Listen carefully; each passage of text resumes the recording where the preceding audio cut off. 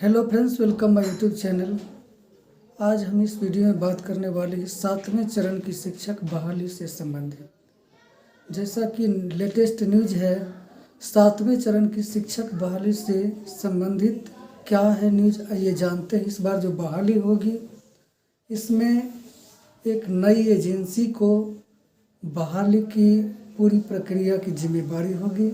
इसमें पहले जैसे होता था कि पंचायत स्तर पर नियोजन इकाई पंचायत सचिव और मुखिया के हाथ में, दूसरा ब्लॉक स्तर पर नियोजन इकाई जो बीईओ, बीडीओ और वहाँ के प्रखंड प्रमुख के अधीन होता था, यानी कि वहाँ की समिति के अधीन, नियोजन इकाई के अधीन। तो इस बार ऐसा नहीं होगा। सारा कुछ जो है एक नई एजेंसी को इसका भार दिया गया है, जिम्मेदारी दी गई है और ये निर्णय भी ले लिया गया है कि किस एजेंसी को देना है। राज्य स्तरीय एक एजेंसी है, उस एजेंसी को ये पूरी प्रक्रिया अप्लाई से लेकर, ये पहले से ही पता है आपको कि इस बार जो अप्लाई होगी सेंट्रलाइज तरीके से, डोमिसाइल का भी इसमें, हाँ सेंट्रलाइज में डोमिसाइल नहीं रहेगा क्योंकि ये ऑनलाइन हो जाएगा। तो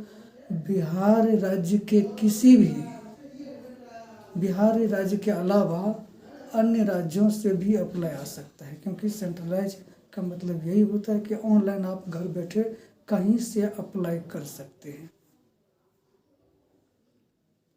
काउंसलिंग की जिम्मेदारी होगी जिला में, एक समिति होगी सिर्फ काउंसलिंग, बाकी नियुक्ति पत्र भी जिला में ही दिया जाएगा। लेकिन बाकी की प्रक्रिया जो है अप्लाई से लेकर के मेरिट लिस्ट वगैरह जो भी है एक नई एजेंसी को दी जाएगी जो राज्य स्तरीय होगी। तो आइए जानते हैं कि क्या है पूरा मामला। आज का ये न्यूज़पेपर है लेटेस्ट।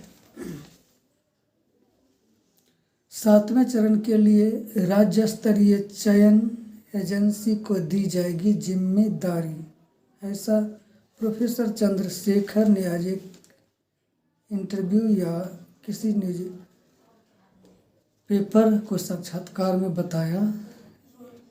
आइए जानते हैं।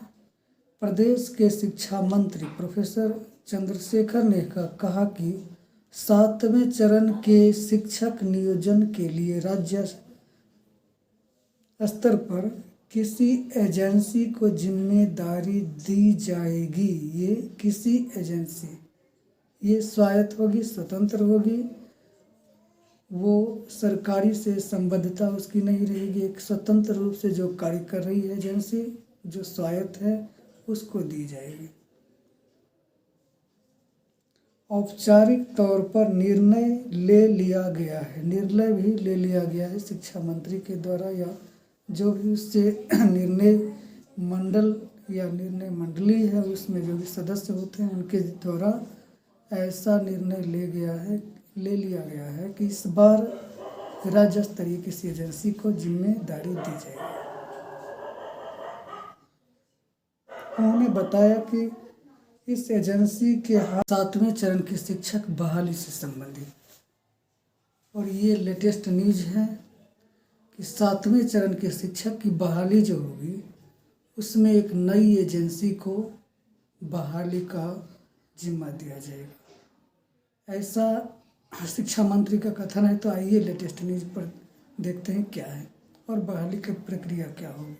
वैसे मैं बता दूं कि बार बार न्यूज़ पेपर में आ रहा है कि इस बार सेंट्रलाइज तरीके से अप्लाई और बहाली, काउंसलिंग हर कुछ होगी। लेकिन ये लेटेस्ट आज का ये न्यूज़पेपर है, इसमें दिया है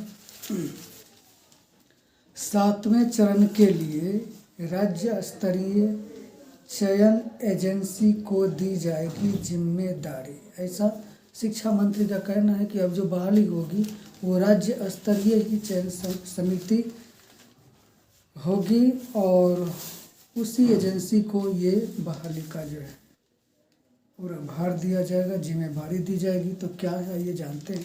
शिक्षक नियोजन, संवाददाता पटना। प्रदेश के शिक्षा मंत्री ने यानी कि प्रोफेसर चंद्रशेखर ने कहा कि 7वें चरण के शिक्षक नियोजन के लिए राज्य स्तर पर किसी एजेंसी को जिम्मेदारी दी जाएगी। इसके लिए औपचारिक तौर पर निर्णय ले लिया गया है, यानी कि जो औपचारिकता है निर्णय लेने का वह पूरा हो गया है कि इस बार किसी राज्य स्तरीय एजेंसी को ही बहाली का जो है जिम्मा दिया जाएगा। और आगे क्या है जानते हैं। उन्होंने बताया कि इस एजेंसी के हाथ में काउंसलिंग के अलावा समूची प्रक्रिया को पूरा कराना होगा, यानी कि काउंसलिंग जो है वो ऑफलाइन हो सकता है। इससे पहले एक न्यूज आया था कि जिला में ही काउंसलिंग की प्रक्रिया होगी और नियोजन इकाई जो ब्लॉक स्तर पर जो प्रखंड प्रमुख बीडीओ बीओ के और वहाँ के समिति के हाथ में होता था, ऐसा नहीं रहेगा। दूसरा क्या है कि पंचायत स्तर पर भी जो नियोजन इकाई था उससे भी ये अधिकार छीन लिए थे। आगे क्या,